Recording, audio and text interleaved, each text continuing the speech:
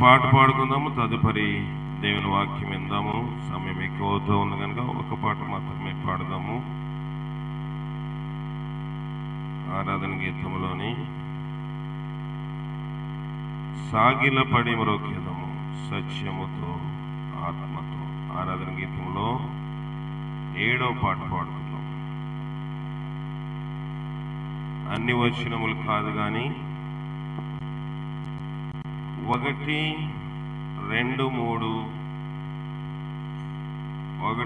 3 వచనాలు మాత్రమే పాడుకుందాం.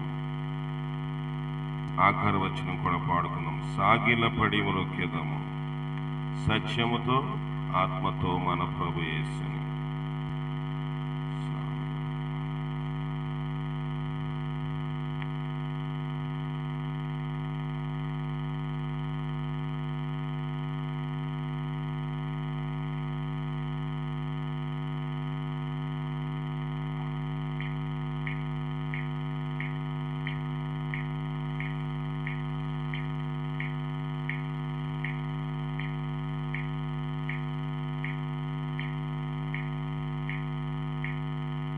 ఆరాధన గీతంలో 7వ పాట పాడుకుందాము. 7వ పాట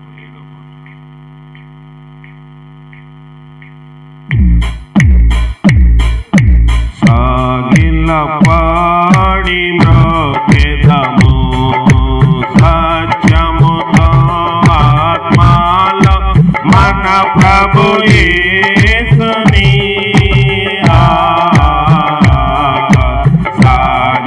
సాగిలపడి మ్రోక్యదము మోషే కంటే శ్రేష్ఠుడు అన్ని మోసముల నుండి విడిపించు.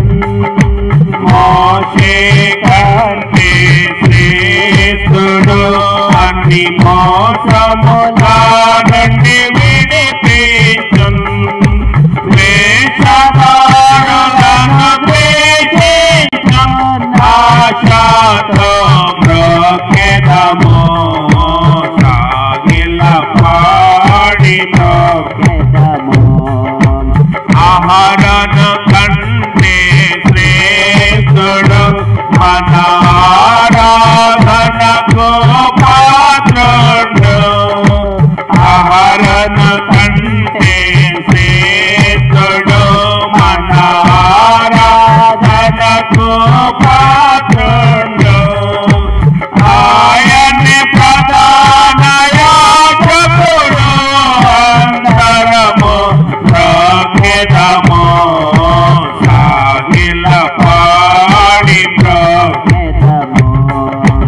ఆలయము కన్న శ్రేష్ఠుడు నిజాలయము గతానే ఉండే. ఆలయము కన్న శ్రేష్ఠుడు నిజాలయము గతానే ఉండే.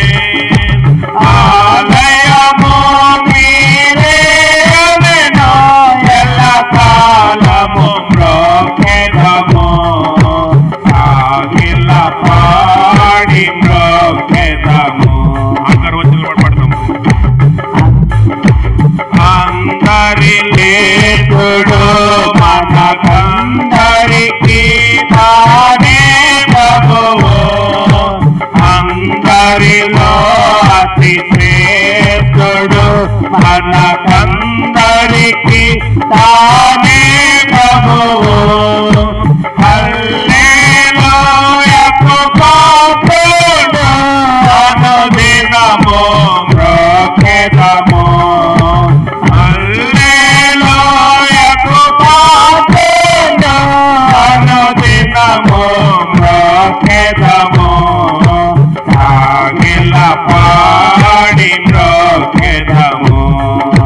సత్యముతో ఆత్మలో మన ప్రభు యేసుని.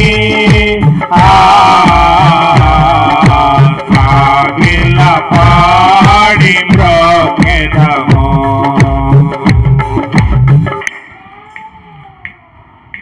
మహోన్నతుడా నీ పాదములు కొందనములు సాగిలపడి మ్రోక్యదమని పాడుకున్నాము.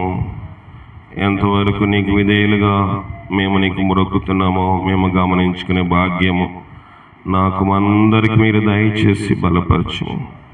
నన్ను మరొకసారి జ్ఞాపకం చేసుకుని నీ వాక్యమిక వెలుగులో మరొక స్థితిని, ఆదరణకరమైన మాటలు, హెచ్చరికలు, గద్దింపులు, ప్రోత్సాహకరమైన మాటలు అందరికీ మీరు దయచేసి బలపరచమని క్రీస్తు వేడుకొనిచున్నాం తండ్రి, ఆమేన్. దయచేసి కూర్చోనండి. అందరికీ ప్రభువైన యేసుక్రీస్తు నామములో వందనాలు. వినబట్టలేదు. ఉపవాసం ఉండి వచ్చారా, టిఫిన్ చేసి వచ్చారా? అందరూ వందనాలు చెప్పండి. నాకు కాదు, మీకు మీరు చెప్పండి. దేవుని వాక్యము మనం అనేక సార్లు విన్న భాగమే. కొన్ని విషయములు ఈ దినము ఇందులో నుంచి పరిశీలన చేద్దాం. మార్కు రాసిన సువార్త. ఎన్ని సువార్తలు ఉన్నాయి? 4 సువార్తలు. సువార్తలు కూడా కొన్ని ప్రవచనాత్మకమైన మాటలు ప్రభువారు ముందుగా చెప్పారు ఈ మాటల్లో. కానీ వీటిని ప్రవచన గ్రంథములు అనరు, కానీ సువార్త గ్రంథాలు. కనుక 4 వీటిని రాశారు. ఈ 4లో ఒకడు మార్కు. మార్కును మనము చరిత్ర చెప్పాలన్నది కానీ సమయం లేదు. దేవుని చిత్తమైతే మరొకసారి మార్కు గురించి తెలుసుకుందాము. 4వ అధ్యాయము మొదటి వచనం నుంచి. ఆయన సముద్ర తీరమున మరలా బోధింపనారంభింపగా బహు జనులు ఆయన యొద్దకు కూడి వచ్చి ఉన్నందున ఆయన సముద్రములో ఒక దోణి ఎక్కి కూర్చుండెను. జనులందరూ సముద్ర తీరమున వేల మీద నుండిరి. ఎక్కడున్నారంట? నేల మీద నుండి. ఆయన ఉపమాన రీతిగా చాలా సంగతులు వారి బోధించుచు బోధలో వారితో ఇట్లా నేను ఒక పాయింట్ పెంచు. తన బోధలో వారితో ఇట్లా నేను వినుడి. ఇదిగో విత్తువాడు విత్తుటకు బయలువెళ్ళను. సరిపోతుంది. ఈ యొక్క ఉపమానము ఇంతకు ముందు మనకి జాన్ మార్క్ చెప్పినట్లుగా సహవాసంలో, ఈ సహవాసాన్ని ఎవరు స్థాపించారు? కీర్తిశేషులు, దేవుని సేవకులు, దైవజనులైన దానియేలు గారు, దానిలయ్య గారు దీన్ని ప్రారంభించారు. అయితే ఈ సహవాసము వారు ప్రారంభించక ముందు కాకినాడలోని మెక్లరన్ హై స్కూల్లో భార్యాభర్తలు ఇద్దరు కూడా టీచర్లుగా, ఒకరు మ్యాథ్స్ టీచరు, ఒకరు ఇంగ్లీష్ టీచర్గా పనిచేస్తున్నప్పుడు, కాకినాడ ప్రాంతం అనగానే సస్యశ్యామలమైన ప్రాంతము, కోనసీమ అంటారు. అంటే ధాన్యము బాగా, 2 పంటలు బాగా పండుతాయి. గోదావరి డెల్టా ప్రాంతము. డెల్టా అంటే 2 నదుల మధ్య కలిసే ప్రాంతాన్ని డెల్టా ప్రాంతం అంటారు. సారవంతమైన భూములు. కనుక అలాంటి ప్రాంతములు విడిచిపెట్టి తమ ఆస్తులను అమ్మేసుకుని మెడ్రాసును దేవుడు వెళ్ళమన్నప్పుడు వారికి తమిళము, అరమం రాని దినముల్లో నేర్చుకుని పరిచర్య చేశారు. అలాంటి సహవాసంలో దేవుడు మనకి కూడా ఈ మారుమూల గ్రామము, ఈ జీవ జల ప్రవాహములను తీసుకొచ్చాడు. కనుక లోకంలోని సహవాసం పేరు చెప్తే కొంచెం కఠినమండి అంటారు. అంటే ఒక మిలిటరీలోని ఒక సైనికుని ఎలాగ తర్బీదు చేస్తారో సహవాసంలో కూడా ఆత్మీయంగా మనుష్యులను ఆ రీతిగా తర్బీదు చేస్తాం. గొప్ప కోసం చెప్పటం లేదు, కానీ మీరు ఎక్కడికైనా వెళ్ళేది మాది ఎల్ఈఎఫ్ అని చెప్పండి. ఖచ్చితంగా ఎల్ఈఎఫ్ కొంచెము స్థాయి, గట్టి స్థాయి అని చెప్తారు. కనుక మంచి స్థాయి అని చెప్పుకోవడం కాదు, చెట్టు పేరు చెప్పి కాయలు అమ్ముకోవడం కాదు, కానీ కాని చెట్టు కాని ఫలములు ఫలిస్తుంది. కనుక మంచి ఫలం వల్ల మనం ఫలించాలి. మరి దేవుని సేవకులు ప్రార్థన చేసిన ప్రభాని నేను ఏం బోధించాలి అని ఆయన ప్రార్థన చేసినప్పుడు, నీ బోధ నువ్వు చేయి, కానీ మీరు కోటాలు పెట్టినప్పుడు, సభలు పెట్టినప్పుడు, ఉజ్జీవ కోటాలు పెట్టినప్పుడు ప్రతి కూటములో నేను నా రాకడ మళ్ళీ వచ్చే వరకు కూడా విత్తువాను గూర్చిన ఉపమానం ప్రతి కూటంలో బోధించాలని చెప్పినప్పుడు, ఏ కూటానికి వెళ్ళిన సహవాసంలో, ఏ ఉజ్జీవ కూటానికి వెళ్ళినా విత్తువాను ఉపమానము 4 నెలల గురించి చెప్తారు. దాదాపుగా 4 రోజుల మీటింగ్లు ఉంటే 8 ప్రసంగాలు, ఉదయం సాయంకాలం. ఈ 8 దినముల్లో 8 ప్రసంగాల్లో దాదాపుగా విత్తువాను గూర్చిన ఉపమానమును గురించి చెప్తారు. ఇది సహవాసమునకు దేవుడిచ్చిన మాట, ప్రార్థన పూర్వకంగా దేవుడిచ్చిన వాక్యము. ఈ వాక్యము ఎన్నిసార్లు చెప్పినా దాంట్లో నూతనమైన మాటలు కనబడతా ఉంటాయి. కనుక ఈ యొక్క సందేశమును లేకపోతే ఈ వాక్యమును మనము పరిశీలించినప్పుడు ప్రభువారు చాలా సంగతులు వారికి బోధించెను. దేవుడు ప్రతిదీ కూడా ఉపమాన రీతిగా, ఉపమానం అంటే ఉదాహరణ, ఎగ్జాంపుల్. మన పాఠాలు బాగా అర్థం అవ్వాలంటే టీచరు లేకపోతే ఉపాధ్యాయులు, లెక్చరర్లు, ప్రొఫెసర్లు ఏం చేస్తారంటే ఒక ఉదాహరణ చెప్పి మనకి వాటిని బోధిస్తారు అర్థమయ్యే రీతిలో.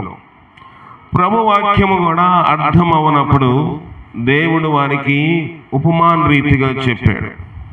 కనుక మానవుని యొక్క నేలను, హృదయమును 4 రకమైన నేలలుగా దేవుడు చెప్పాడు. ఒకటి త్రోవ ప్రక్క, రెండవది రాతి నేల, మూడవది ముండ్ల పొదలు, 4వది మంచి నేల. అయితే త్రోవ ప్రక్క నేల మనకు తెలుసు, పక్షులు వచ్చి వాటిని ఎత్తుకుని పోయాయి. అంటే ఖచ్చితంగా లోపలికి విత్తనం వెళ్ళలేదు.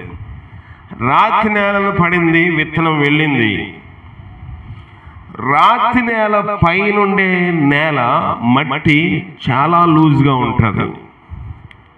మామూలు మట్టి కన్నా రాతి మీద ఉండేది బిగడానికి, ఆ మట్టి బిగుసుకోవడానికి అవకాశము ఉండదు. అందుకే దేవుడు చెప్పాడు, మన్ను లోతుగా లేనందున. అంటే మన్ను ఎప్పుడైతే లోతు ఉంటుందో ఆ నేల గట్టిగా బిగుసుకుంటుంది.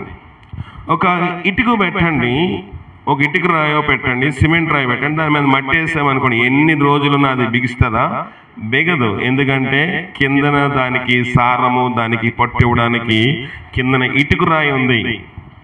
ఆ రీతిగానే దాని గురించి ప్రభు ఒక మాట చెప్పాడు. చూడండి 5వ వచనము, కొన్ని చాలా మన్ను లేని రాతి నేలను పడెను, అక్కడ మన్ను లోతుగా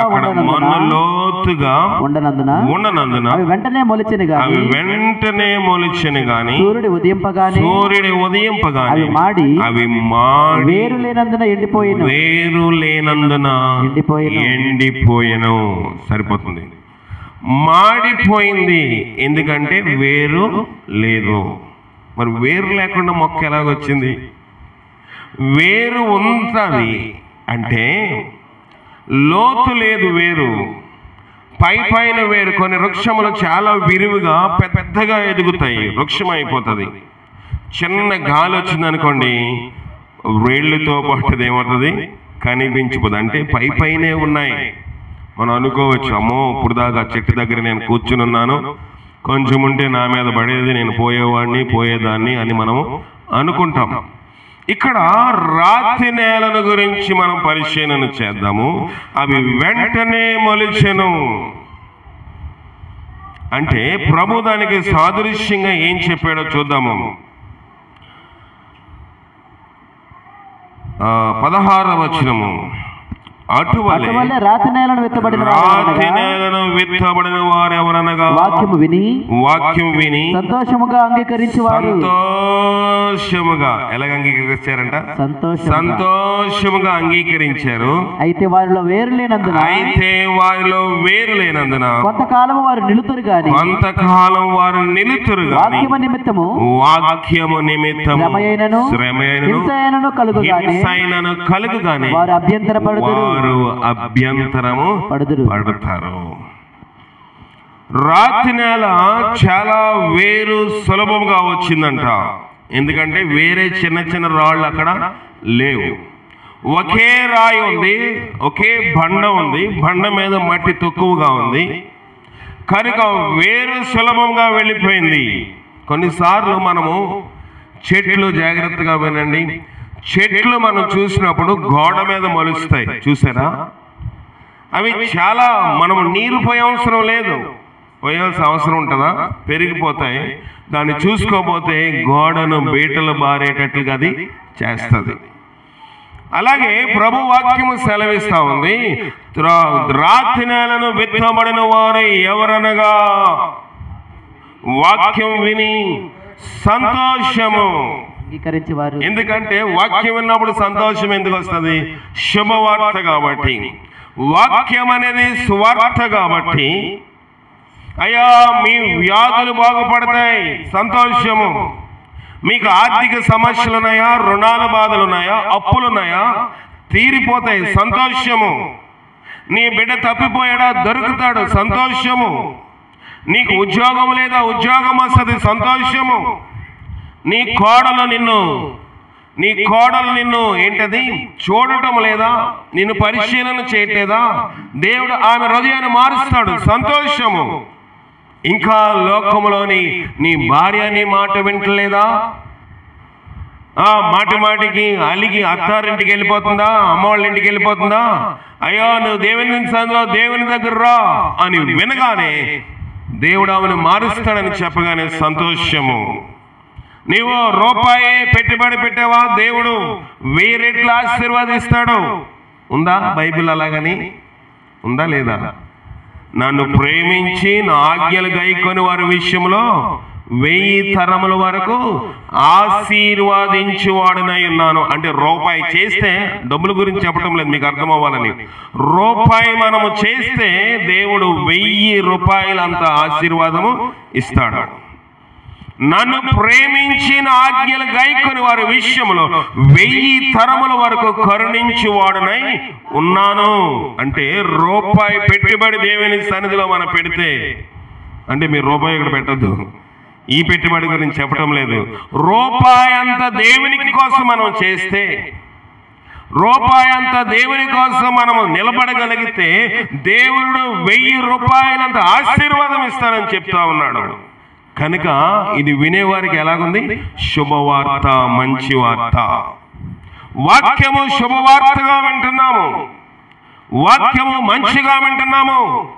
అయ్యా మీరు దేవుని సందుకు వస్తే కష్టాలండి, మీరు దేవుని సందుకు వస్తే ఇబ్బంది అండి, మీరు దేవుని సందుకు వస్తే ఇరుకండి అని చెప్తే ఎవరమైనా దేవుని సందుకు వస్తామా?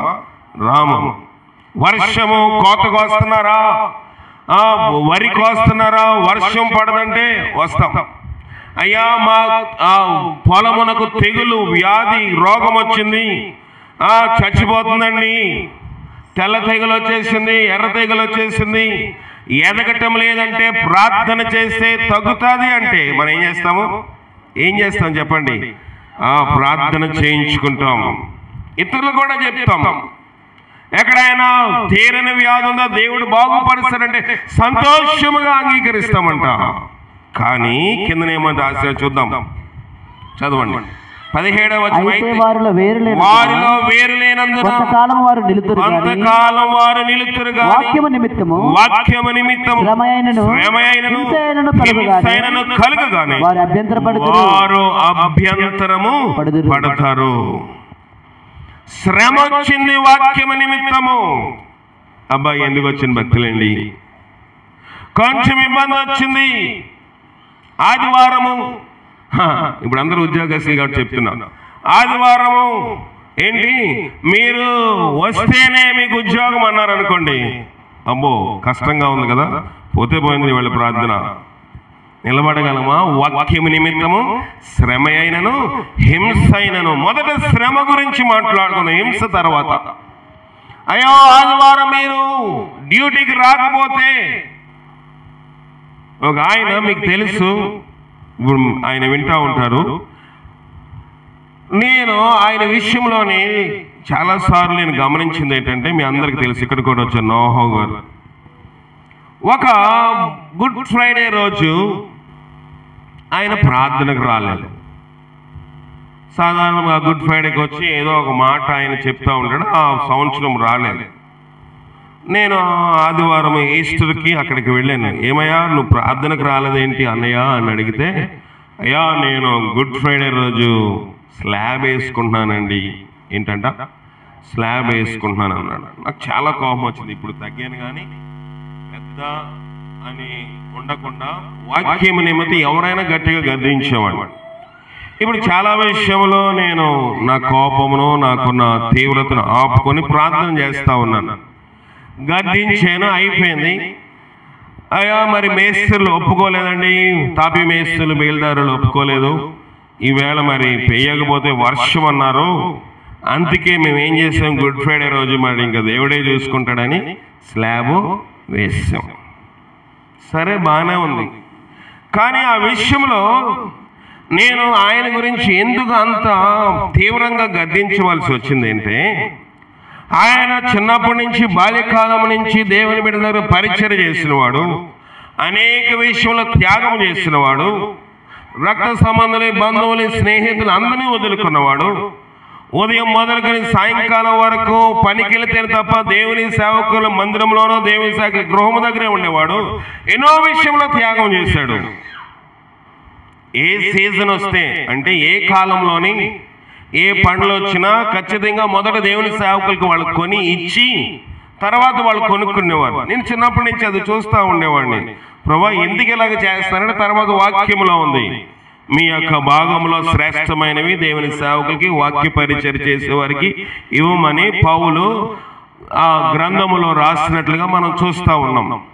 కనుక ఏ కాలం వచ్చినా ఆ పనులు వాళ్ళు మొదట దేవుని సేవకులకి అంటే మా కుటుంబముకు కావలసినవని సమృద్ధిగా కొనిచ్చిన తర్వాత వాళ్ళ గృహానికి కొనుక్కుని ఇవన్నీ నేను చూస్తూ ఉండేవాడిని చిన్నప్పటి నుంచి. చూసినప్పటికీ గుడ్ ఫ్రైడే దినమందు ఎందుకు ఇలాగ చేస్తారని నేను బాధపడ్డాను, గట్టిగానే మాట్లాడాను. ఆయన హృదయంలో ఏమనుకున్నాడో తెలియదు, కానీ మొత్తానికి నన్ను క్షమాపణ అడిగాడు. అయిపోయింది. చాలా కాలం క్రితం 2000 సంవత్సరం అయి ఉంటుంది, దాదాపు 24 సంవత్సరం క్రితం మాట నేను చెప్తున్నాను. ఈ 24 సంవత్సరాల క్రితం ఆయన చేసింది నేను మళ్ళీ మొన్న చూసినప్పుడు మళ్ళీ ఆ స్లాబ్ అంతా తీసేసి మళ్ళీ వేస్తున్నారు. ఏంటన్నయ్య ఎందుకు వేస్తున్నారంటే, లీక్ అవుతుంది. సరిగా వేయలేదా? వేశారు, ఏమైనా తెలీదు. ఇది 3వ నేను దీన్ని రిపేరు చేయిస్తున్నాను. ఎన్నిసార్లు అంట? 3 సార్లు. ఒక గుడ్ ఫ్రైడే పోగొట్టుకుంటే 3 సార్లు స్లాబ్ రిపేర్ చేయవలసి వచ్చింది.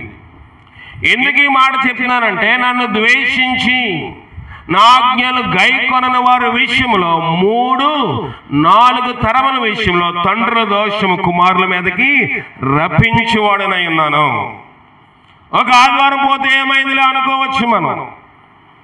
ఒక ఆదివారం దేవుని సంధి పోగొట్టుకుని ఏముందలే, అక్కడ ఇక్కడ తిరిగేసి వచ్చేసి మళ్ళీ దేవుని సందులో అందరిలో గుంపులోని ఏదో విందాలేగా కూర్చుందామంటే అయిపోదు.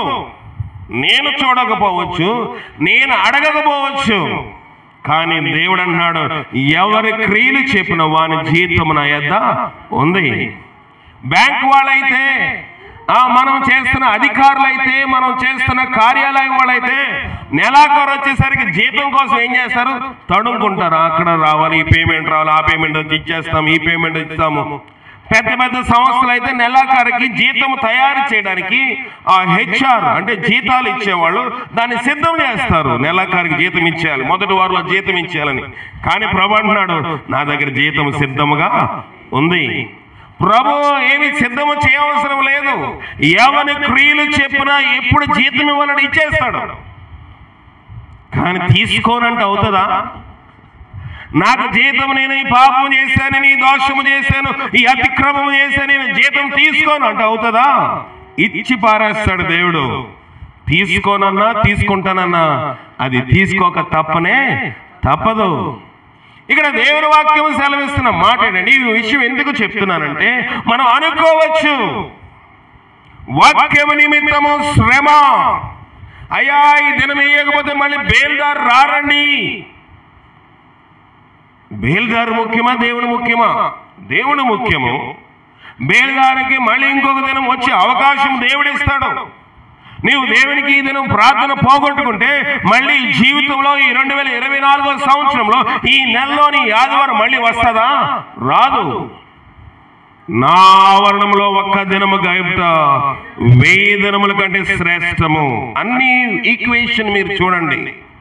దేవుడు అన్నాడు, నన్ను ప్రేమిస్తే 1000 తరముల వరకు ఆశీర్వాదం అన్నాడు. దేవుని సన్నిధిలో ఒక్క దినము గడిపితే 1000 దినముల ఆశీర్వాదం. ఒక్క దినము నువ్వు దేవుని సన్నిధి పోగొట్టుకుంటే ఒక ఆదివారము 1000 తరముల దీవెని నువ్వేం చేస్తున్నావు? పోగొట్టుకుంటున్నావు. అనుకోవచ్చు, అయ్యా ఈయన ఎక్కడికి వెళ్ళనివ్వడండి, ఈయనేం సేవకుడండి, ఈయనేం బోధకుడు, వెళ్ళొద్దని చెప్పలేదు. మీకు పని చేయదగ్గ 6 దినములు కలవు కదా అన్నారా లేదా? సదుకాయలు, ధర్మశాస్త్ర ఉపదేశకులు, ఆ యొక్క సమాజ మందిరం పెద్దలు, ప్రభుత్వం అన్నారు, అయ్యా మీరు సబాతు దినమందు ఏం చేయకూడదు, స్వస్థత ప్రార్థనలు చేయొద్దు, పని చేయదగ్గ 6 దినములు కలవు కదా, డ్యూటీ పోకూడదు. ఆదివారం పోయినా పర్లేదు. ఆదివారం బంధువులు ఇంటి దగ్గర ఉండడానికి ఇష్టపడతాం, దేవుని సన్నిధిలో ఉండడానికి ఇష్టపడట్లేదు మనం. అది ప్రేమ? దేవుని సేవకుడు అడుగుతాడేమో అని భయంతో రాకూడదు. దేవుని సేవకుడు గర్జిస్తాడని భయంతో రాకూడదు. అయ్యో నేను దేవుని సన్నిధిలో నేను కనబడాలి. నీ మందిరమును గూర్చిన ఆసక్తి ఏం చేస్తాడు? నన్ను భక్షిస్తుంది. భక్షించడం అంటే తినేస్తుంది. నాకు ఎందుకయ్యా బుర్ర తింటా ఉంటారు కదా, ఎవరైనా ఎక్కువ మాట్లాడతారు కదా, వారికి ఏదైనా విషయం చెప్తారు, నా బుర్ర తినుకో అంటే దేవుని యొక్క మందిరము గురించి భక్తుడు అంటున్నాడు, నీ మందిరము గురించి ఆసక్తి నన్ను ఏం చేస్తుంది? భక్షించేస్తుంది. అంటే కొరుక్కుని తినేస్తుంది. అయ్యో నీ మందిరములు ఎప్పుడు ఉండాలి, నీ మందిరంలో ఎప్పుడు కనబడాలి. స్త్రీల గురించి ఒక మంచి మాట ఉంది. ఏంటి? ఎలాంటి భార్య దొరుకుతుందంట? ఎక్కడుంది? సామెతల్లో చూద్దాము. మొన్న ఈ మాట చదువుతున్నప్పుడు నాకు కొన్ని విషయాలు గుర్తొస్తా ఉన్నాయి. 31వ అధ్యాయం 10వ వచనము. వచ్చే వారం నుంచి స్త్రీల కొడుకులో మానస కూడా వాక్యం చెప్తుందా? చదవండి చదవండి చదవాలి. గుణవతి అయిన భార్య దొరుకుట అరుదు, అట్టిది ముత్యము కంటే అమూల్యమైనది. ఆమె పెనిమిటి ఆమె యందు. 15వ వచనము. ఆమె చీకటితోనే లేచి తన ఇంటి వారికి భోజనము సిద్ధపరచును. సరిపోతుంది. గుణవతి అయిన భార్య, నేను ఈ భోజనం గురించి చెప్పదలుచుకోలేదు, మామూలు రకమైన భోజనం గురించి కూడా మాట్లాడుకుంటూ 15వ వచనము. ఆమె చీకటితోనే లేచి, మదలేని మరియా ఎప్పుడు లేచిందంట? పెందల కడే చీకటితోనే లేచి తాను సిద్ధపరిచిన సుగంధ ద్రవ్యములు తీసుకుని యేసుకు పూయవలని సమాధులకు పరిగెత్తుకుంటూ వెళ్ళింది. చీకటితోనే లేచింది అంటే భత్యము సిద్ధము చేయడం. భత్యము అంటే భోజనము, తన ఇంటి వారికి భోజనము, తన పనికత్తులకు భత్యము, పనిని ఏర్పాటు చేయను. భత్యం అంటే ఏంటి? పనిని ఏర్పరచును. అంతేనా? పనిని ఏర్పరచును. చూడండి, ఇంట్లో ఎవరే పని చేయాలో ఉదయమే ఇంటి యజమానురాలు లేవాలి. అందరు లేచిపోయాక నేటీలతోటి వీధులకు వెళ్ళి గుమ్మాలు వాకలు ఉండడం కాదు. విచారకరం కదా. నువ్వు నిజంగా నైటీ అంత నీకు తృప్తి అయితే చీకటితో లేచి తుడుచుకో. నువ్వు నైటీకి షోరూమ్కి అడ్వర్టైజ్మెంట్ ఇవ్వడానికి కాదు వీధుల్లోకి వెళ్ళేది. క్రైస్తవుడిగా ఒక సేవకుడికి మాట నేను చెప్పాల్సి వస్తా ఉందంటే మీరు ఆలోచించాలి. చీకటితోనే లేవాలి. పని కూడా ఎప్పుడైపోవాలంట? చీకటితోనే తన పనికత్తులకు పని ఏర్పాటు చేస్తుంది. అంటే ఆమె కూడా ముందుగానే పని ముగిస్తుంది. మనోళ్ళు అందరూ లేచిపోయిన తర్వాత పురుషులు అటు ఇటు తిరుగుతున్న సమయంలోనే నైటీలు వేసుకుని వీధుల్లోకి వెళ్ళి గుమ్మాలు వాకలు విడిస్తే క్రైస్తవుడు అలాంటి గుణలక్షణం కలిగిన వారు కాకుండా ఉండాలి. ఇది విచారకరమైంది. గుణవతి అయిన భార్య దొరకడరు. నీకు అంత మమకారం ఉంటే ఏం తుడడానికి? వీధులు రోడ్లు తుడవడానికి మంచిదే, శుభ్రం చేయొచ్చు, చేయొద్దని అంటం లేదు. మన ఇల్లు చుట్టుపక్కల శుభ్రంగా ఉంచుకోవాలి. దానిని మనం ఎక్కడా కూడా దాన్ని ఆటంకపరచడం లేదు. కానీ నీవు నీ యొక్క వస్త్రధారణ ఎలాగుంటుంది వెళ్ళినప్పుడు బయటికి, నీ ఏ వస్త్రంతో బయటికి పోతా ఉన్నావు? మనుషులు ఈ వస్త్రము చూస్తున్నప్పుడు నీ ఎడల శరీర కామ వాంఛ కోరికలు కలిగినట్లుగా చేస్తే అది ప్రయోజనం కాదు. అభ్యంతరములు కలగక మానవు గాని ఎవరి వల్ల అభ్యంతరము ఆ మనుషునికి శ్రమ. పాపం చేసిన వాడు కాదంట శ్రమ, అపకారం చేసిన వాడు కాదంట శ్రమ, ఆ పాపము చేయడానికి ప్రేరేపించిన వ్యక్తికి శ్రమ అన్నాడు దేవుడు. కనుక ప్రభు వాక్యము సెలవిస్తుంది, 1000 తరముల వరకు నేను కరుణించువాడనై ఉన్నాను. 1000 తరముల వరకు కరుణ అంటున్నాడు. నీ ఆవరణలో 1 దినము గడుపుట 1000 దినము కంటే శ్రేష్టము. ఇక్కడ వాక్యము నిమిత్తము శ్రమ అయినను హింస అయినను కలుగుగానే అభ్యంతరములు వస్తున్నాయి. ఏంటంట చదవండి, ఏంటంటే శ్రమలు? గలతీలు రాసిన పత్రిక, గలతీలు రాసిన పత్రిక 5వ అధ్యాయము 19, 20, 21. శరీర కార్యములు చదవండి. స్పష్టమైన ఉన్నవి. అవేవనగా జారత్వము, అపవిత్రత, కామతత్వము, విగ్రహారాధన, అభిచారము, ద్వేషములు, కలహము, మత్సరములు. విగ్రహారాధన తర్వాత ఏమన్నా వ్యభిచారమా? అభిచారము, ద్వేషములు, కలహము, మత్సరములు, క్రోధములు, కక్షలు, భేదములు, అసూయలు, మత్తతులు, అల్లరితో కూడిన ఆటపాటలు మొదలైనవి వీటిని గూర్చి నేను మునుపు చెప్పిన ప్రకారం వాటిని చేయవాడు దేవుని రాజ్యమును స్వతంత్రించుకొనడని మీతో స్పష్టముగా చెప్పుచున్నాను. దేవుని రాజ్యం స్వతంత్రించుకోవాలంటే ఏం చేయకూడదు దేవుడు చెప్పాడా? ఎలా చెప్పాడంట? స్పష్టము. ఏ బోధకుడు చెప్పినా, ఆఖరికి నేను చెప్పినా ఇది పర్లేదులే అన్నా కూడా, ఇది నువ్వు చేయకపోయినా పర్లేదులే, దేవుడు పెద్దగా మన ప్రార్థన చేసుకుందాం అన్నా కూడా ఆ బోధన నీవు నేనేం చేయకూడదు, నమ్మకూడదు. శరీర కార్యములు స్పష్టము వచ్చినవి. హృదయంలోని ఏమున్నాయంట? రాతి నేల ఉండిపోయింది, బండలు ఉండిపోయి, రాళ్ళు ఉండిపోయి. మొదటిగా ఏమన్నాడంటే జారత్వము, రెండవది అపవిత్రత, కామకత్వము. 3 ఒకే కోవకు చెందినవి. జారత్వం అంటే అందరికీ తెలుసు కదా, పెళ్లి కాకముందు శరీర సంబంధమైన కార్యములు, శరీర సంబంధమైన పాపపు కార్యములు ఏమంటారు? జారత్వము. తర్వాత ఏమన్నాడు? అపవిత్రత. అపవిత్రత ఎలాగొస్తుంది మనిషి హృదయంలోనికి? పాపం యొక్క ఆలోచన ఎలాగొస్తుంది? చూచుట వలన అపవిత్రత వస్తుంది. చూచుట వల్ల అపవిత్రత వస్తుంది. ఎవరిని చూసామండి? ఫలానా వ్యక్తిని చూశానండి. ఒకసారి చెప్పాను, మరొకసారి చెప్తాను. ఆ విషయము మీకు గుర్తుందో లేదో గుర్తులేదు. కానీ ఒక ఇంటికి మేనత్త అంటే తెలుసు కదా, మేనత్త ఇంటికి వచ్చింది. ఇప్పుడు అంటే కుళాయిలో వచ్చేసి ఎక్కడికక్కడ బాత్రూమ్స్ ముందు, ఇంటి పెరట్లోని వాకిళ్ళలో కూడా ట్యాప్లు ఉన్నాయి. మనం కాళ్ళు కడుక్కొని ఇంట్లోకి వెళ్ళిపోతున్నాం. కానీ ఆ రోజుల్లోని ఎవరైనా ఇంటికి వస్తే ఏం చేస్తారు? చెంబుతో నీళ్లు ఇస్తారు.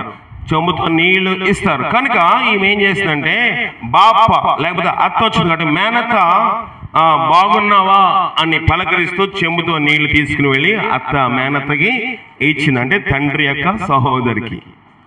ఈమె ఆ చెంబును నిష్ఠూరంగా తీసుకుంటూ ఏమందంటే, ఏమి అత్తలేవే, మేనత్తలేవే అంది. ఏంటి మేనత్త, ఏమత్త అంటున్నావేంటి, ఏం బాగున్నానులే అంటున్నావేంటి, ఏంటి సమస్య అని అడిగితే, నీవు నా కొడుకుని పెళ్లి చేసుకుంటే బాగుండు, అది నా విచారము.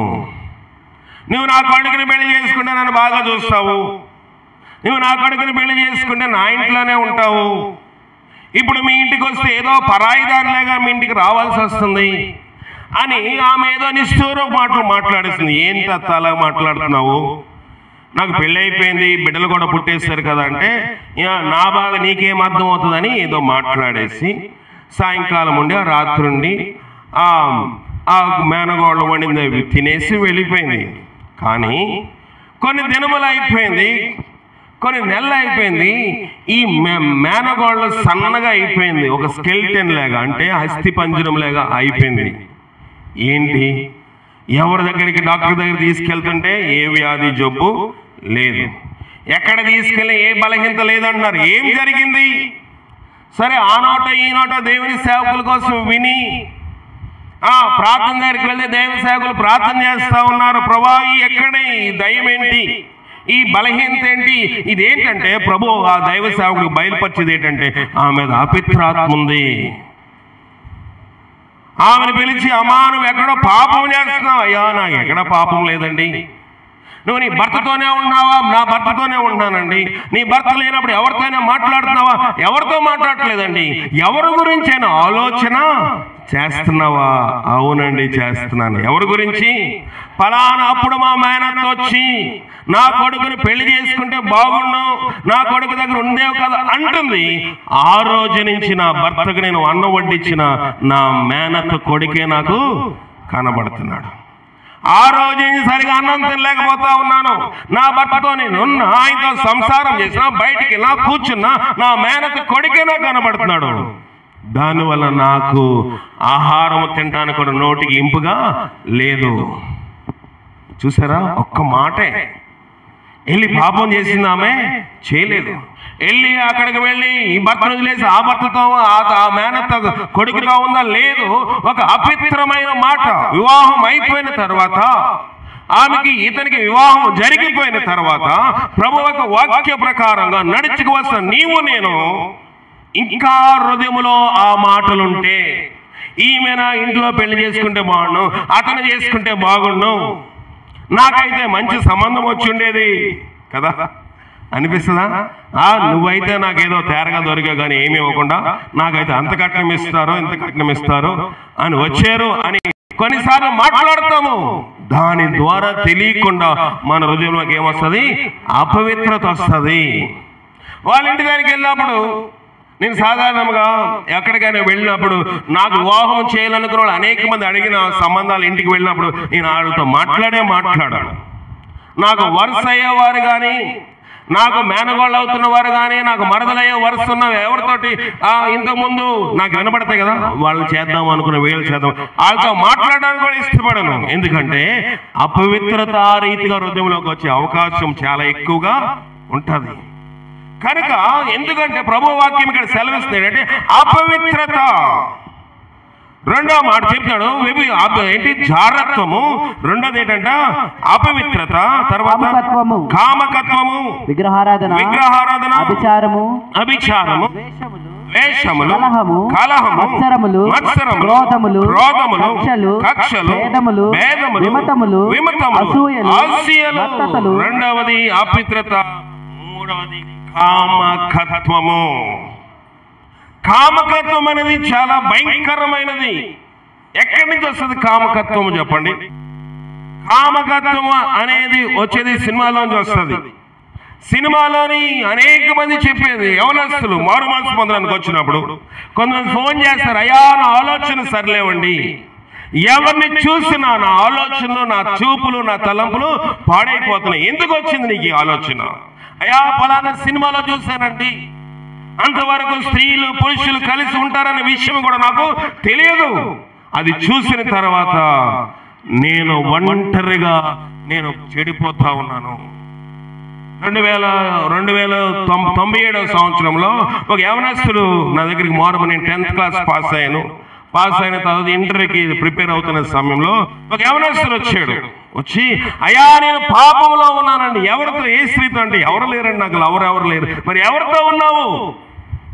నేను పశువులు తోలుకుని ఎక్కడికి వెళ్తాను? నేను వాటిని మేపడానికి చేలోకి వెళ్తాను. నేను పశువులతోటి నేను అక్రమంగా జీవించాను. చూసారా? అనుకుంటారు నేను బాగానే ఉన్నాను, నా కొడుకు బాగానే ఉన్నాడు, నా కూతురు బాగానే ఉంది అనుకుంటున్నాను. కామకత్వము శరీర కోరికలు తీర్చుకోవడానికి మనిషి అని, స్త్రీ అని, పురుషుడని, పశువు అని లేకుండా మనుషులు మృగం వల్లే జీవిస్తున్నారు. ఈనాటి సంగతి కాదు, ఎప్పుడో 97-98 సంవత్సరంలో క్రితము జరిగిన సంగతి ఈ దినం మీకు చెప్తా ఉన్నాను.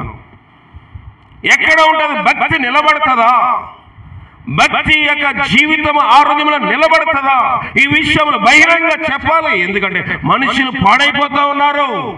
అయ్యా నా కొడుకు ఏ అపవిత్రత తెలియదండి, అయ్యా నా కూతురికి ఏ అపవిత్రత తెలియదని నువ్వు అనుకుంటున్నావు, కానీ సమాజం పాడైపోయింది. జాగ్రత్త.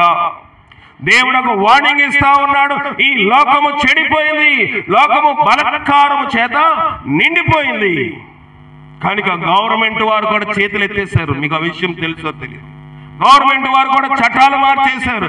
ఎందువల్లంటే ఈ లోకములోని కోర్టులోని, ఈ లోకములోని ఇంకా న్యాయస్థానంలో, ఇంకా పంచాయతీలో ఉన్న ఎక్కువ కేసులు ఏంటంటే అక్రమ సంబంధాల కేసులే ఉన్నాయి. భూగొడవలు తక్కువే, దొంగతనాలు తక్కువ, పక్కోళ్ళ ఏలో ఆస్తుల కోసం తగాదాలు తక్కువైపోయి అక్రమ సంబంధాల కేసులు ఎక్కువగా నమోదవుతుంటే గవర్నమెంట్ ఏమందంటే 18 సంవత్సరాలు నిండిన ఏ యవనస్తుడైనా ఇష్టానుసారంగా మృగం వలె జీవించవచ్చు, దానికి మేము దాన్ని చట్టబద్ధం చేసేస్తున్నాం, లైసెన్స్ ఇచ్చేస్తున్నాం అన్నారు. కామకత్వమును కంట్రోల్ చేయలేక మనుషులకు ఏమొచ్చిందంట? భయంకరమైన ఎయిడ్స్ వ్యాధులు వస్తా ఉన్నాయి. ఎయిడ్స్ రావడానికి కారణం ఏంటి?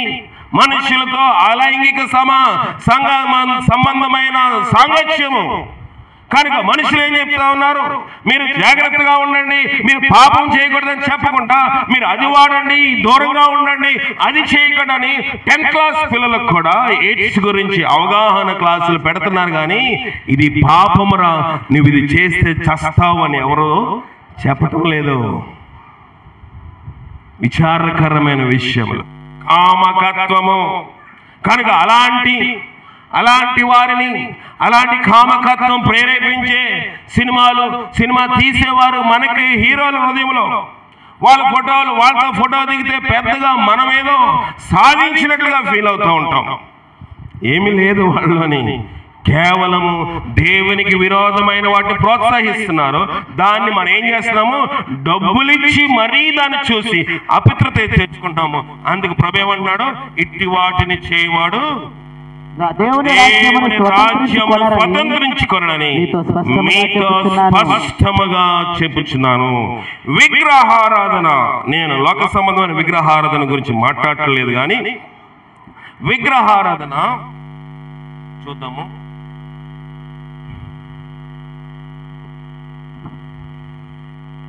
ఇర్మియా రాసిన గ్రంథం 10వ అధ్యాయం 8వ వచనం. ఇర్మియా 10:8. జనులు కేవలము పశుప్రాయులు, అవివేకులు. ఏ పూజ అంట? బొమ్మల పూజ వల్ల వచ్చు జ్ఞానము వ్యర్థము. పోయిన దినమందు చెప్పాను కదా, ఏమని? రక్షణ పాత్రను చేతబుచ్చుకొని యెహోవా నామమున ప్రార్థన చేయాలి. ఇక్కడేమంటున్నాడు ఇర్మియా? బొమ్మల పూజ. క్రైస్తవులు, నేను విగ్రహారాధకుల గురించి, మొహమ్మదీల గురించి, ఇతరమైన మతస్థుల గురించి మాట్లాడలేదు. క్రైస్తవుల గురించి ప్రభు ఇర్మియా గ్రంథంలోంచి రాయించాడంటే క్రైస్తవులు కూడా దేంట్లో ఉన్నారు?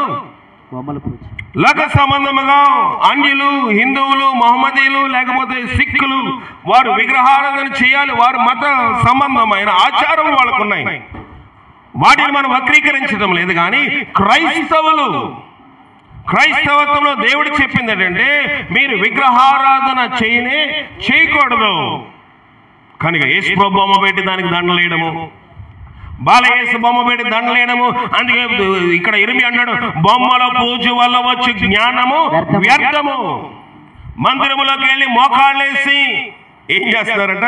వ్యర్థమైన దాన్ని చేస్తా ఉన్నారు. కనుక విగ్రహారాధన, బొమ్మల పూజ చేస్తే అట్టివాడు పరలోక రాజ్యమును స్వతంత్రించుకోవడాన్ని నిశ్చయముగా చెప్పుచున్నాను. ఫాదర్ కానివ్వండి, బిషప్ కానివ్వండి, పోప్ జాన్ పాల్, ఇటలీ ఉన్న పోప్ కూడా నరకానికి పోతాడు. మీరు రాసుకోండి. తర్వాత నేను చెప్పిన వాక్యం మీకు పరలోకంలో ఉంటే జ్ఞాపకం వస్తుంది. అయా దినమందు మా సేవకుడు చెప్తే, అయ్యో ఇటలీలో ఉన్న పోప్ జాన్ పాల్ అనేవాడు ఒక విగ్రహారాధికుడు, బొమ్మల పూజ చేసేవాడు, దానివల్ల వచ్చి జ్ఞానము వ్యర్థము, విగ్రహారాధన చేసేవాడు. ఏమన్నాడు ఇక్కడ? ఏమన్నాడు? పరలోక రాజ్యమును స్వతంత్రించుకోవడానికి నిశ్చయముగా మీతో చెప్తున్నాను. నేను కేథోలిక్ సంఘాలకు వ్యతిరేకం కాదు, కానీ వారి పద్ధతులకు నేను 100% వ్యతిరేకిని బైబిల్ పరంగా. వాళ్ళని గౌరవిస్తాను.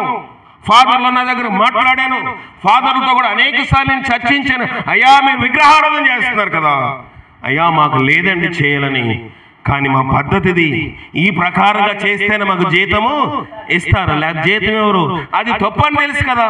అందువల్లే చాలా మంది మా పూర్వీకులు ఈ పద్ధతిని విడిచిపెట్టి స్వతంత్రంగా సేవ చేస్తూ ఉన్నారు. మేము ఇంకా బయటికి రాలేకపోతా ఉన్నాము. అనేక మంది సదస్సుల్లో మాట్లాడవలసి వస్తున్నప్పుడు, అనేకమైన మీటింగ్లో మాట్లాడవలసి, ఫాదర్ల ముందు కూడా మాట్లాడవలసి వచ్చిన, మొన్న చనిపోయిన కోటానికి వెళ్ళాను రాజమండ్రి దగ్గర. ఆవిడ కూటమిలో మాట్లాడుతూ ఉన్నప్పుడు నాకన్నా ముందు ఫాదర్ మాట్లాడి ఆయన చెప్తున్నాడు, ఈయన దివ్య ప్రసాదం అంటే రొట్టెయు ద్రాక్ష రసము తీసుకున్నాడు చనిపోయి ముందు రోజు కనుక, ఈయన నిశ్చయంగా దేవుని సందులో ఉంటాడని ప్రభు పేట మీకు తెలియజేస్తాను, దీనికి సంతోషిస్తున్నానని చెప్పాడు. నేను తర్వాత ప్రసంగం నాదే దొరికాడు అనుకున్నా కదా.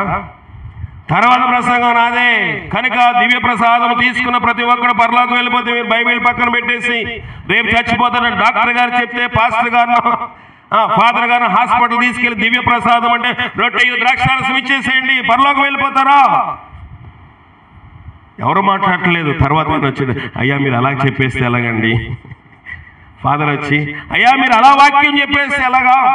మా యొక్క మత గ్రంథంలో లేదు కానీ, బైబిల్లో ఎక్కడ లేదు కానీ, మా పూర్వీకులు మాకున్న చట్ట ప్రకారంగా, మాకున్న రూల్స్ ప్రకారంగా, మాకున్న ఆరాధన క్రమం ప్రకారంగా మేము ఇలాగ చేస్తున్నాం, తప్పడం లేదు. అయ్యా మీరు ఎంతకాలం మనుషులు మోసం చేస్తారు? ఆ వ్యక్తి పరలోకం వెళ్ళలేదు. ఆ వ్యక్తి తాగాడు గనుక, ఆ ముందు రోజు ద్రాక్షారసం తాగాడు, ఆ తెల్లారి తాగి బండి మీద కూర్చున్నాడు, తూలిపోయి కింద పడిపోయి చచ్చిపోయాడు. ఆడు పరలోకం వెళ్తాడా? వెళ్ళడు. కానీ ఈయనేం చెప్తున్నాడు? ఆ ముందు రోజు దివ్య ప్రసాదము ఆయనను భక్షించున్నాడు కనుక, భుజించున్నాడు కనుక నిశ్చయముగా దేవుని సంఘంలో ఉంటాడని చెప్పేస్తున్నాడు. ప్రియమైన దేవుని సంఘం, మీరు ఎంతకాలం మనుషులు మోసం చేస్తారంటే, అయ్యా మేము రాలేకపోతా ఉన్నాము, మాకు తప్పని తెలుసు, మా బోధ తప్పని తెలుసు, మేము పూజించే విధానం తప్పని తెలుసు. ఎంతమంది నరకానికి తీసుకెళ్ళిపోతావు? వాళ్ళకన్నా ముందు మీకు శిక్ష ఉంటుంది. నరకంలో పిక్నిక్ వెళ్ళాడంట ఒక ఆయన. ఎక్కడికి పిక్నిక్? నరకానికి పిక్నిక్ పుస్తకం చదివేరు లేదు, బాగుంటుంది చదవండి. నరకానికి పిక్నిక్కి వెళ్తే అక్కడ ఒక సంఘ పెద్ద ఉన్నాడంట. సంఘ పెద్దండి పక్కన పరిచర్య చేసేవాడిని పిలిచి, రే చూసావా ఏంటని ఏం చూడాలంటే, చూడు మన పాస్టర్ గారు కూడా ఇక్కడే ఉన్నారు. ఎక్కడున్నాడు? మన పాస్టర్ గారు ఇక్కడే ఉన్నారంటే, పాస్టర్ గారు ఉన్నారంట, బిషప్ గారు కూడా ఇక్కడే ఉన్నారన్నారంట. ఎక్కడున్నారు? బిషప్ కూడా నరకలో ఉన్నాడు. నిశ్శబ్దంగా మాట్లాడుకోండి. నిజంగా జరిగింది. ఒక ఆయన, ప్రభా నరకం ఎలాగుంటుందో నాకు చూపించు ప్రభా, నరకంలో ఎలాంటి మనుషులు ఉంటారో చూపించు ప్రభు అంటే, ప్రభు అతను తీసుకుని వెళ్ళాడు. అతను దర్శనంలో ఎన్ని చూస్తా ఉన్నాడు. పాస్టర్ గారు అక్కడే ఉన్నాడు, సంఘపద్ద అక్కడే ఉన్నాడు, పరిచర్య చేసేవాడు అక్కడే ఉన్నాడు, బిషప్ కూడా అక్కడే ఉన్నాడు. పరలోకం వెళ్ళింది ఎవరు? దేవుడు. అహంకారులను ఏం చేస్తారంట? తగ్గించి దీనిని ఆయన పైకి పెంట కుప్పల మీద ఉన్న వాడిని పైకి లేవనెత్తాడు. నా భయం అదే ప్రభా, ఇంత వాక్యం చెప్తున్నాము, ఇంత సత్యము తెలుసు, అయ్యో నేను నరకానికి పోతే. అందుకే ప్రభు అన్నాడు, తీర్పు దేవుని ఇంటి అదే ఆరంభమైతే మరి అవిశ్వాసుల సంగతి ఏంటి? కనుక క్రైస్తవులు అని చెప్తున్న మనము, అవిశ్వాసంలో ఉన్నామని చెప్తున్న మనము, దేవుని సేవకులు అని చెప్పుకున్నాం మనము, పరిచర్యలో పాల్పొందడం అని చెప్పుకున్నాం మనము, మంచి సహవాసంలో విశ్వాసం అని చెప్పుకున్నాం మనము, లోపల ఏమన్నాయంట? విగ్రహారాధన. కనుక దీనికి చేయువాడు ఎనడం నిశ్చయముగా పరలోక రాజ్యంలోని ప్రవేశించలేడు. తర్వాత ఆత్మఫలము. దీంట్లో విగ్రహారాధన తర్వాత కామకత్వము, వ్యభిచారము చూసాము, ద్వేషములు, కలహములు, మత్సరములు, క్రోధములు, కక్షలు, భేదములు, విమతములు, అసూయలు, మత్తతులు, అల్లరితో కూడిన ఆటపాటలు. అల్లరితో కూడిన ఆటపాటలు. కొంతమందికి ఏం పని, వాళ్ళని గిలుతారు పక్క నుంచి. ఎందుకు? ఏదో జోక్ చేసి, ఏదో వికిలి సంబంధమైన మాటలు మాట్లాడి గిలుతూ ఉంటారు. అల్లరితో కూడిన ఆటపాటలు. అయ్యా సంతోషం వద్దా? లైఫ్ అంటే ఎంజాయ్మెంట్ అండి. ప్రభునందు మీరు సంతోషించమన్నాడు వాక్యము. కులి జోకులు వేసుకుని సంతోషించడం కాదు, జబర్దస్తులతో సంతోషించడం కాదు, అల్లరితో కొన్ని ఆటపాటలు, వీళ్ళు ఖర్చు పెట్టి జబర్దస్త్ షోలు చేస్తా ఉన్నారు. ఇట్టి వాటిని చేయవాడు నిశ్చయముగా దేవుని రాజ్యమును స్వతంత్రించుకున్నాడు. వాడు ఎంత పెద్ద హీరో అయినా జీరో అయినా, వాడు ఎంత పెద్దవాడైనా సరే, ఇట్టి వాడిని చేయవాడు పరలోక రాజ్యమును స్వతంత్రించుకొనడు. నా మాటలు ఇవి. గలతీయులకు పౌలు ఉత్తరం రాస్తూ చెప్తా ఉన్నాడు, ఇలాంటి మాటలు చేయవాడు. కక్షలు ఉన్నాయి, ఇవన్నీ మనకు తెలిసి. అలరితో కొన్ని ఆటపాటలు మేము ఎక్కడ చేస్తున్నామండి? మేము ఇంట్లో కూర్చున్నామండి, బాగానే ఉంది. టీవీ ఆన్ చేయగానే ఏ షో వస్తుంది? జబర్దస్త్ వస్తుందండి. అయ్యో ఆ షోలని ఒక ఆయన చెప్తున్నాడు, ఆ జబర్దస్త్ షోలని అన్నీ కూడా ద్వంద్వార్థాలు, డబుల్ మీనింగ్ డైలాగ్సే ఉంటాయండి. మరి ఆ జడ్జిలు ఎలా కూర్చుంటారు? అక్కడ ఆడవాళ్ళు మగవాళ్ళు పక్క పక్కనే జడ్జిలు కూర్చుంటారు. వాళ్ళు ఎలా కూర్చుంటారో కూడా నాకు అర్థం కాదు. సభ్య సమాజంలోని పెద్దవారని చెప్పుకుంటున్న వారు, కొంత సంస్కారవంతులని చెప్పుకుంటున్న వారు, సమాజానికి న్యాయం చేయాల్సిన వారు డబుల్ మీనింగ్ డైలాగ్స్లోని షోలు వస్తూ ఉంటే ఏమంటున్నాడు దేవుడు? వీళ్ళేమంటున్నారు? ఇది వినోదం కోసం చేసింది. ఇట్టి వాటిని చేయవాడు ఏమైపోతాడంట? దేవుని రాజ్యంలో ప్రవేశించుడు. కనుక లోపల కొన్ని రాళ్ళు ఉండిపోయి, లోపల కొన్ని రాళ్ళు, భయంకరమైన రాళ్ళు ఉన్నాయి, తీసివేయాలి. వీటి నుంచి విడుదల పొందాలి. లోకంలో ఏ మనిషి చెప్పడు, నేను మోసము చేసే బాధలు ఉండొచ్చు, వాటికి మనం ఆకర్షితులు అవుతాము. అందుకే ముందు బాధ ఏముందంట? వాక్యం విని సంతోషముగా అంగీకరించాము. ఇప్పుడు ఈ బాధ చెప్తే వాక్యం నిమిత్తము శ్రమ అయినను హింస అయిన కలిగా, అమ్మో ఈ బాధ కఠినంగా మా గొద్దులే ఈ బాధ. లోకంలో ఉన్నప్పుడు బాగుందిలే, మేము దేవుని నమ్ముకున్నాడు బాగానే ఉందిలే. దేవుడు అంటా ఉన్నాడు, మొదట నీతిని రాజ్యాన్ని వెతికితే సమస్తమును మీకు నేను అనుగ్రహిస్తాను. వెతుకుతున్నామా? ఏ విషయంలో మనం తప్పిపోతా ఉన్నాము? ఏ విషయంలో మనం ఇష్టానుసారంగా జీవిస్తా ఉన్నాము? ప్రభు ఈ మాట సెలవిస్తా ఉన్నాడు, నన్ను మొదట వెదకండి, 1000 సంవత్సరాల వరకు నేను నిన్ను కరుణిస్తాను. ఒక్క దినం ఆవరణంలో శ్రద్ధగా గడుపు, 1000 తరముల వరకు నేను ఆశీర్వదిస్తానన్నాడు. ఆశీర్వాదాలు పోవడానికి కారణం దేవుడా మనమా? మనమే. మన నిర్లక్ష్యమే, మన అలక్ష్యమే, మన సోమరతనమే, మన బద్ధకతనమే, మన యొక్క పాపములే, మన దోషములే.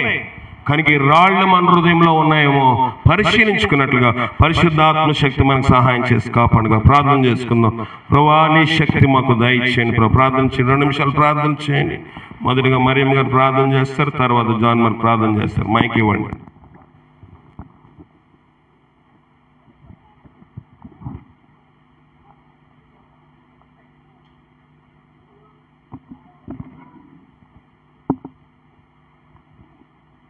కృప వలన స్తోత్రము, దయగల తండ్రి, మహోన్నతుడ, నీ ఘనమైన శ్రేష్టమైన పాదములకు వందనములు, స్తోత్రములు, స్తోత్రములు దేవా.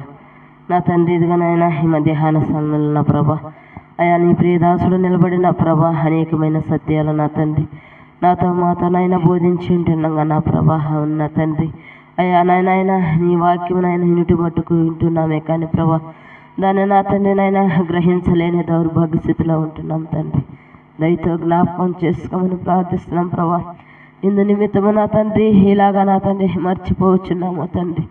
నన్ను మమ్మల్ని క్షమించమని ప్రార్థిస్తున్నాం ప్రభా. నీ సన్నిధిలో ప్రార్థించుటకు, నన్ను కీర్తించుటకు నాయన ఏ యోగ్యత అర్హత లేని దాన్ని ప్రభా. నా తండ్రి అయోగ్రాలను అక్రమస్తురాలు దయతో నన్ను క్షమించండి అయా. నా ప్రభా నాయన అయా నీ వాక్య ధ్యానము నా తండ్రి సదడము కాదు కానీ నా ప్రభా మా హృదయంలో నాయన గుర్తుండిపోవాలి ప్రభా. అయినట్టి జ్ఞానమును మాకు దయచేయమని ప్రార్థిస్తున్నాం ప్రభా. మా హృదయంలో నా తండ్రి నెమరు వేసుకునే కృపను దయచేయమని ప్రార్థిస్తున్నాం తండ్రి. మాలో నాయన ఏ కల్లోతైనా ఆయనైనా బండరాళ్ళు నా తండ్రి మా హృదయంలో ఉన్నాయో ప్రభా, వాటిని వేరు వేసుకునే భాగ్యాన్ని దయచేయమని ప్రార్థిస్తున్నాం ప్రభా. మాలో ఉన్న పాపరోత జీవితాన్ని విడిచిపెట్టి అయా నీలోనైనా జీవించే భాగ్యాన్ని నాకును మాకును దయచేయమని ప్రార్థిస్తున్నాం ప్రభా. అవును నా తండ్రి, ఈ లోకంలో శరీర సారముగా నాయన పాపము చేస్తేనే కాదు కానీ నా ప్రభా మా హృదయ ఆలోచన కూడా పాపమే కదా ప్రభా. అనైనా అట్లాంటి దోషంలో నుండి నన్ను మమ్మల్ని విడుదల దయచేయమని ప్రార్థిస్తున్నాం తండ్రి. నైనా జీవం కలిగిన దేవా, నీ ఘనమైన పాదములకు వందనములు స్తోత్రం. నాయన మా బ్రతుకుల్లో మా జీవితాల్లో నా తండ్రి ఏ పాపంలో నాయన మేము పడి కూరుకొని పోతున్నాము, దయతో క్షమించండి ప్రభా. అయా నన్ను మమ్మల్ని నా తండ్రి లేవనెత్తమని ప్రార్థిస్తున్నాం తండ్రి. నీ వాక్యం చేత నన్ను మమ్మల్ని బ్రతికించమని ప్రార్థిస్తున్నాం ప్రభా. నీ పరలోక రాజ్యంలో అయా నాయన దివ్య సన్నిధిలో మేము ఉండాలంటే నా ప్రభా, ఈ లోక ఆచారంలో నుంచి నేను బయటకు వస్తేనే తప్ప నీ పరలోక రాజ్యంలో మాకు స్నానం లేదు కదా ప్రభా. అయ్యా నన్ను మమ్మల్ని క్షమించి నీ కృపలో బలపరచమని ఎత్తబడిన వాక్యమునైనా అయ్యా పైన బిడ్డ హృదయాల్లో ఫలింపు భాగ్యం దయచేసి నీ కృపలో భద్రపరచమని నన్ను ఆయన మొదటిగా నా ప్రభా నన్ను మార్చండి, నా బ్రతుకును మార్చండి ప్రభా. నీ వాక్యం నా తండ్రి నాలో గుర్తున్నట్టుగా సహాయమును దయచేయండి. ఉదయం చదువుకున్నది నా తండ్రి ఇప్పటికే నాయన గుర్తులేని దౌర్భాగ్య స్థితిలో ఉంటున్నాను. ఈ కృపతో నన్ను జ్ఞాపకం చేసుకోండి ప్రభా. ఎందు నిమిత్తం నా తండ్రి అలా జ్ఞానము లేకుంటూ ఉన్నాను, నన్ను జ్ఞాపకం చేసుకొని నీ వాక్యం నా హృదయంలో నింపమని యేసు అమూలమైన నామములో ప్రార్థించి స్తుతించి అడిగి వేడుకొనిచున్నాము తండ్రి. ఆమేన్.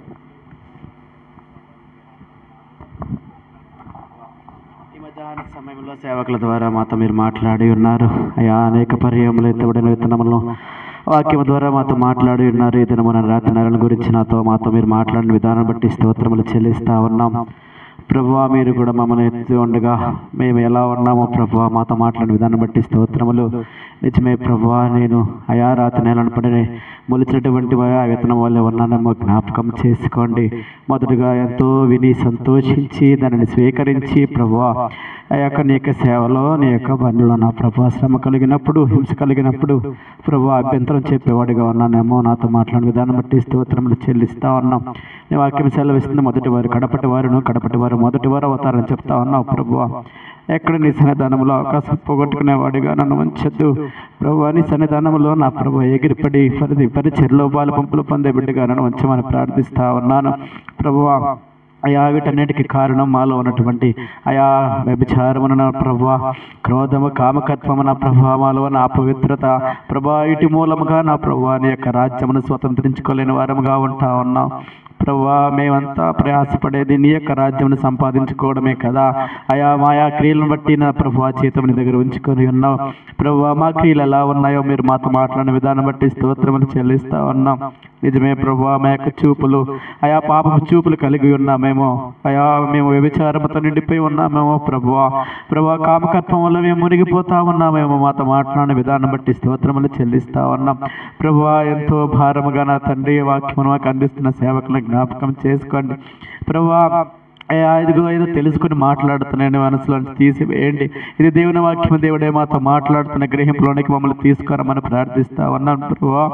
కేవలం నీ యొక్క రాజ్యమును మేము కోల్పోతా ఉన్నామంటే అయా ఇదిగో నా తండ్రి చదవబడినటువంటి శరీర కార్యములన్నీ మా యొక్క శరీరంలో ఉన్నాయి కనుకనే కేవలం నా ప్రభు నీ యొక్క రాజ్యము చేరలేని వారముగా ఉంటా ఉన్నాం ప్రభు. అటువంటి కార్యములు తీసివేసి వాళ్ళ ఆత్మ ఫలములు దయచేయమని ప్రార్థిస్తా ఉన్నాం. నీ కృపలో భద్రపరచండి ప్రభు. నన్ను నాతి నేల నుంచి మంచి నేలగా మార్చమని ప్రార్థిస్తా ఉన్నాం అయా. నేను మంచి నేలగా మారే వాక్యాన్ని నాకు దయచేయమని ప్రార్థిస్తా ఉన్నాం. కృప చూపించండి అయా. నీ యొక్క వాక్యాన్ని విని సంతోషంగా చేరి అయా ఇదిగో నా తండ్రి అయా ఎందుకు అతను శ్రమ కలిగినప్పుడు విడిచిపెట్టేవారుగా నన్ను వంచనవద్దు. శ్రమ అయినను నా ప్రభు, బాధ అయినను మరణం వరకు నా ప్రభు నీ సాక్షిగా జీవించే గొప్ప భాగ్యాన్ని మాకు దయచేయమని ఈ మధ్యాహ్న సమయంలో చిన్న ప్రార్థన మీ పాద సన్నిధిలో చేర్చుకోమని మరొకసారి నా ప్రభు రాత్రి వల్లే నా హృదయం ఉంటుండగా ప్రభా బండబారిన మా హృదయం నుంచి నా ప్రభు వాసం హృదయం కలిగి జీవించటకు సహాయాన్ని దయచేసి నన్ను మంచి నెలగా మార్చమని యేసయ్య పరిశుద్ధ నామంలో ప్రార్థన చేసి అడిగి వేడుకొంచున్నాను తండ్రి. ఆమేన్. మనం అది లేచినబడి ప్రభు దినం కనుక 238వ పాట ఏసన్న స్వరం అన్న నువ్వు ఎప్పుడైనా విన్నావా? కానుకలు మన సహోదరులు ఇస్సాక్ గారు అలాగే సహోదరి రేబకం గారు తీస్తారు. గాంధీనగరంలో హానోక్ గారు అలాగే హెప్స్బామ్ గారు తీస్తారు. విషయాన్ని జ్ఞాపకం ఉంచుకొని లేచి నిలబడదాం. మీ బైబిల్ చేతితో పట్టుకోండి, లేకపోతే కుర్చీలో ఉన్నవారు మీ కుర్చీలో పెట్టి నిలబడండి. కానుకలు తీసేవారికి ఎదురు చోటు కల్పించండి. 238వ పాట ఏసన్న స్వరం అన్న నువ్వు ఎప్పుడైనా విన్నావా? 238వ పాట పాడుకుందాం.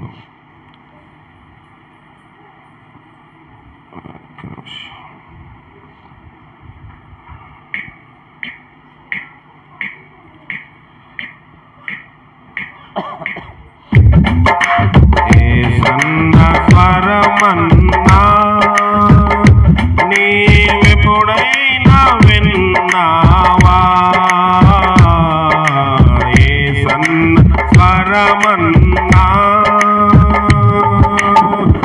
మూల శబ్దము జలమూల బలమైన ఉరుములతో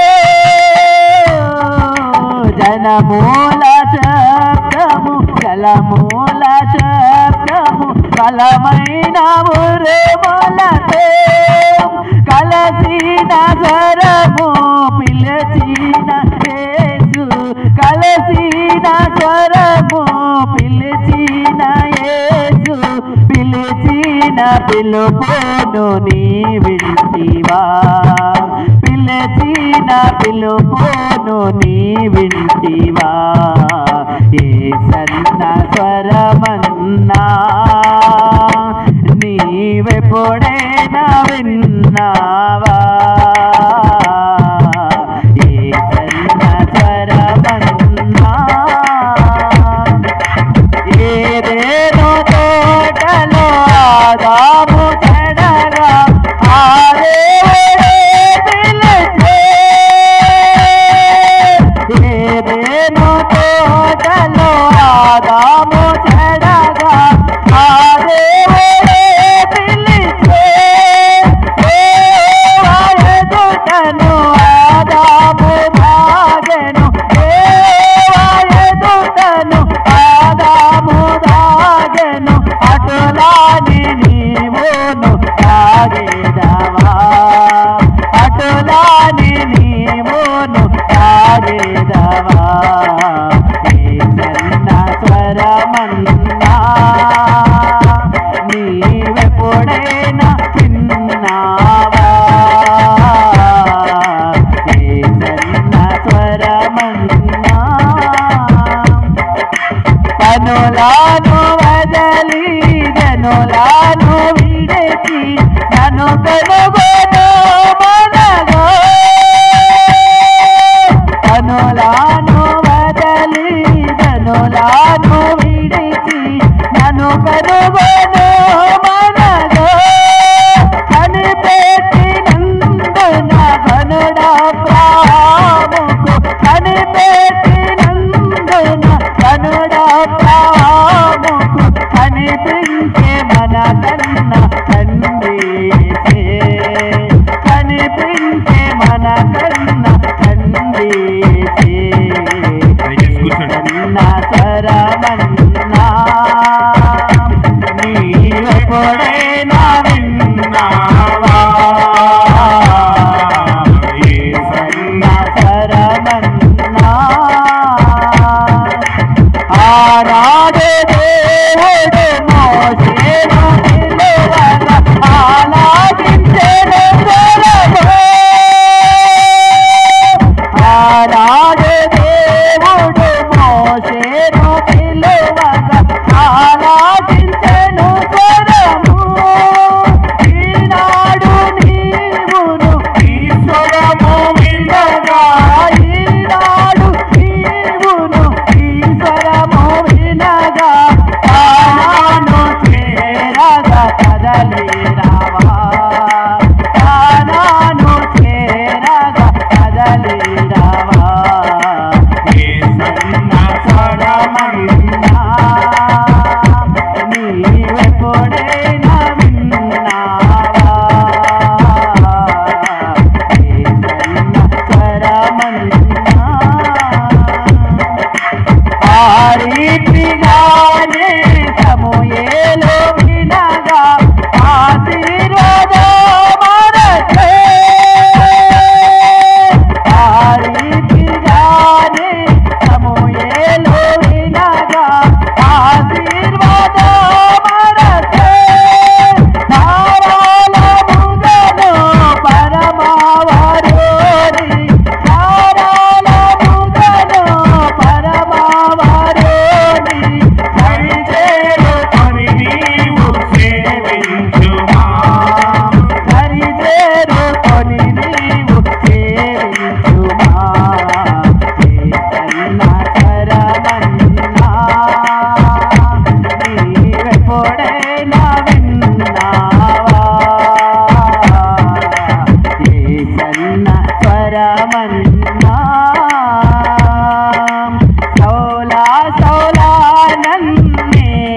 హింసింతువు చాలించు మనసరము సౌలా సౌలా నన్నేలా హింసింతువు చాలించు మనసరము సౌలాది పూనంత సంధించగానే సౌలాది పూనంత సంధించగానే సతతుడై పౌలుగా మారేగా సతతుడై పౌలుగా మారేగా ఈసన్న స్వరమన్నా నీవెప్పుడైనా విన్నావా ఈసన్న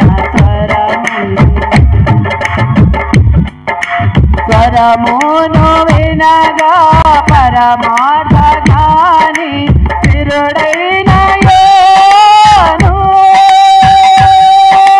స్వరమును వినగా పరమార్థ జ్ఞాని తిరుడైన యోను పరమమర్మాలు భవిష్యత్తులు పరమమర్మాలు భవిష్యత్తులు ప్రకటించే ప్రతిరోజు స్మరించుమా ప్రకటించే ప్రతిరోజు స్మరించుమా ఈసన్న స్వరమన్నా నీవెప్పుడైనా విన్నావా ఈసన్న స్వరమన్నా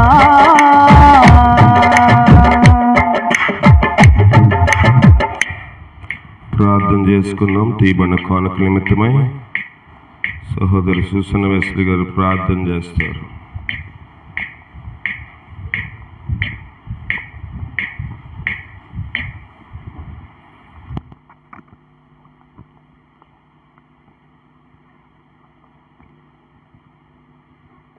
ప్రేమ నమ్మకము కలిగిన నా ప్రియ పరలోకపు తండ్రి, అయ్యా నీ ఘనమైన శ్రేష్టమైన నామానికి లెక్కలేని స్థుతులు స్తోత్రాలు చెల్లించుకుంటున్నాం తండ్రి. ఈ దినము పరిశుద్ధ దినము గనుక అయ్యా నీ పరిశుద్ధాలయంలో ప్రభువనైనా ప్రతి ఒక్క ప్రియ బిడ్డనైనా ఇంతవరకునైనా ఉదయకాలం నుండి ప్రభువనైనా ఈ మధ్యాహ్న సమయం వరకు నాయన తండ్రి నీ కృప చొప్పున మమ్మల్ని అందరినీ నాయన కాచి కాపాడిన విధానానికై నీకు వందనాలు తండ్రి. సండే స్కూల్ పరిచయం జ్ఞాపకం చేసుకోండి అయ్యా, పాటలు పాడిన బిడ్డలను కూడా జ్ఞాపకం చేసుకోండి. పవిత్రాలు చదివిన నాయన రిబ్కాను కూడా జ్ఞాపకం చేసుకోండి ప్రభువా నాయన. ప్రతి ఒక్కరూ నాయన తండ్రి నీ దాసుడు చెప్పిన రీతిగా నాయన మేమందరం ప్రభువ పరిచయంలో పాల్గొన్న ప్రతి ఒక్క ప్రియ బిడ్డ నాయన సమయం అంటే సమయానికి వచ్చి నాయన ప్రతి ఒక్కరూ నాయన ప్రార్థన చేసే బిడ్డలుగా నాకును మాకును సహాయం దయచేయమని ప్రార్థిస్తున్నాం తండ్రి. ఇప్పుడు నాయన నీ దాసుడు చెప్పిన రీతిగా ప్రభువా నాయన ఏ ఆత్మకు ఏ వాక్యం అవసరమైనదో ప్రభువా నాయన చెప్పిన వాక్యాన్ని నాయన ప్రతి ఒక్కరు వినగల చెవులను గ్రహించగల మనసును దయచేయమని, వేటిని విడిచిపెట్టాలో వేటిని గైకొనాలో ప్రభువా నాయన నీ దాసుని ద్వారా నాయన నాతో మాతో తేటగా మాట్లాడిన విధానానికై నీకు వందనాలు ప్రభువా. అయ్యా మరి ముఖ్యంగా నాయన కానుకల విషయంలో ప్రార్థిస్తున్నాం ప్రభువా. అయ్యా నాయన తండ్రి వేసిన కానుకలు నాయన 30 దంతులుగాను 60 దంతులుగాను 100 దంతులుగాను ఫలించే భాగ్యాన్ని దయచేయమని ప్రార్థిస్తున్నాం ప్రభువా. అయ్యా ఇచ్చి నన్ను అడుగు చూడండి నాయన ఆకాశపు వాకిళ్ళను విప్పి పట్టజాలనంత విస్తారమైన దీవెనలు పొందుతారు.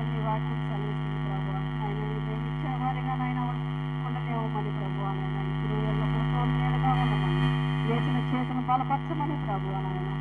అయ్యా మా ప్రియ కుమారుడు మా రక్షకుడైన యేసుక్రీస్తు నామమున అడిగి వేడుకొంచున్నాం తండ్రి, ఆమేన్. మహాకనికరమును ప్రేమ కలిగిన మా ప్రియ పరలోకపు తండ్రి, నీ ఘనమైన పాదములకు వందనములు చెల్లిస్తా ఉన్నాము తండ్రి.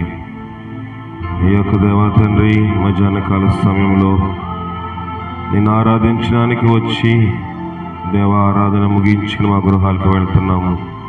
ఈ వారమంతా కూడా నీ సన్నిధి నీ కాపుదలు నాకు మాకు మీరు దయచేసి బలపరచము. ఎక్కడ దేవా దుష్టుడు ఎత్తబడ వాక్యము ఆకాశ పక్షులు సాధారణ వెతికిపోకుండా సహాయం దయచేసి బలపరచు. అందరము ప్రతి ఆరాధనలో పాల్పొందే భాగ్యం సకాలానికి రాగలిగే దేవ శక్తిని సమయాన్ని అందరికీ అనుగ్రహించి బలపరచము. ఎక్కడ మేము శాపం తెచ్చుకొనివ్వదు. ఈ హెచ్చరికలు, ఈ మాటలు, ఈ ఆదరణకరమైన మాటలు, ఈ గర్దింపులు, ఈ ప్రోత్సాహకరమైన మాటలు, ఏ విధమైన చేతనైనను కొందరినైనను నీ రాజ్యం నిలబెట్టాలనే ఉద్దేశమే తప్ప దీంట్లో దేవా మా స్వార్థము మా స్వలాపేక్ష లేకుండా సహాయం దయచేసి బలపరచు దేవా తండ్రి మన కానుకలు కొన్ని సేమాహిమార్థమై ఉపయోగపడ కృప దయచేసి కష్టంలో కన్నీటిలో బిడ్డలు నీ కోసం తీసుకుని వచ్చినారు వారు చేసిన చేతి పనులు కూడా మీరు దీవించు బలపరచు రెట్టింపు ఆశీర్వాదము దయచేయండి మరి ముఖ్యంగా ఆత్మ సంబంధంగా నీ ఆశీర్వాదం పొందగలిగే భాగ్యం మీకు దయచేసి బలపరచమని మా ప్రభును రక్షకుడైన క్రీస్తు అడిగి వేడుకునిచున్నాం పరమ తండ్రి ఆమేన్. మన పరమ తండ్రి అయిన దేవుని యొక్క ప్రేమ కుమారుడైన యేసుక్రీస్తు వారి యొక్క కృప పరిశుద్ధాత్మిక నిన్ను సహవాసం ఇప్పుడు ఎల్లప్పుడూ సదా మనకి తోడైండి నడిపించి కాపాడును గాక ఆమేన్. ఆమేన్. ఆమేన్. అందరికీ వందనాలు.